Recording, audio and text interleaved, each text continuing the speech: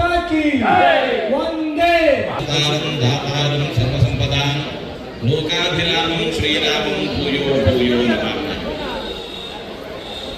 ಶ್ರೀರಾಮಚಂದ್ರ ವೇದ ಭಾಷೆ ಮಾಡಿದ ಸಂದೇಶ್ ಅವರ ತಂಡದವರಿಗೆ ಶ್ರೀಗಂಧದ ಸಂಸ್ಥೆಯ ಪರವಾಗಿ ಹೃತ್ಪೂರ್ವಕವಾದ ಧನ್ಯವಾದಗಳನ್ನು ಅರ್ಪಿಸುತ್ತಾ ಈಗ ಪ್ರಾರ್ಥನೆ.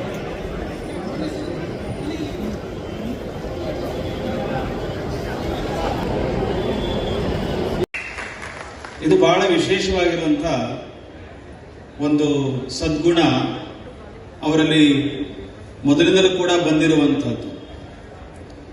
ಬಹಳ ರಾಜಕಾರಣಿಗಳು ಪಕ್ಷಾಂತರ ಮಾಡ್ತಾರೆ, ತಮಗೆ ಟಿಕೆಟ್ ಸಿಗಲ್ಲ ಅನ್ನೋ ಕಾರಣಕ್ಕೋ ಅಥವಾ ಇನ್ನೇನೋ ಕಾರಣಕ್ಕೋ ಎಲ್ಲರೂ ಪಕ್ಷ ಬಿಟ್ಟು ಬೇರೆ ಪಕ್ಷಕ್ಕೆ ಹೋಗಿ ಅಧಿಕಾರದ ಆಸೆಗಾಗಿ ಎಲ್ಲವನ್ನೂ ಕೂಡ ಮಾಡಿದ್ದಾರೆ. ಆದರೆ ಈಶ್ವರಪ್ಪನವರು ಯಾವತ್ತೂ ಕೂಡ ಪಕ್ಷವನ್ನ ಬಿಡಲೇ ಇಲ್ಲ. ನೀವು ಚಪ್ಪಾಳೆ ತಡ್ತೀರಾ, ಆದ್ರೆ ಅವರನ್ನು ಪಕ್ಷದಿಂದ ಹೊರಗೆ ಹಾಕಿದ್ದಾರೆ. ಪಕ್ಷ ನಿಷ್ಠೆಗೆ ಇವೆಲ್ಲ ಆಗ್ತವೆ. ಆದರೆ ಈಶ್ವರಪ್ಪನವರಿಗೆ